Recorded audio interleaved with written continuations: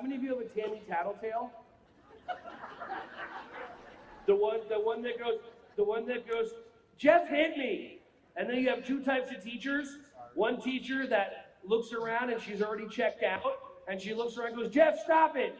And the other one that does this crazy thing called standing up, and then looks around and goes, Jeff's not here today.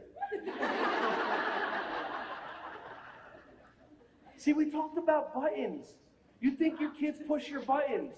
A child meets you for the first time. They do whatever they normally do to get a response from someone else. And then what you do is you literally create this.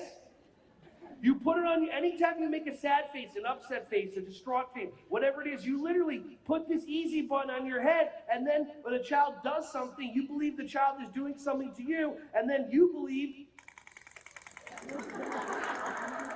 that's what's happening.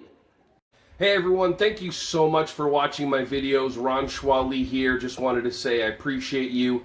Feel free to like, subscribe, and click on the bell if you want to see more videos coming your way to be alerted.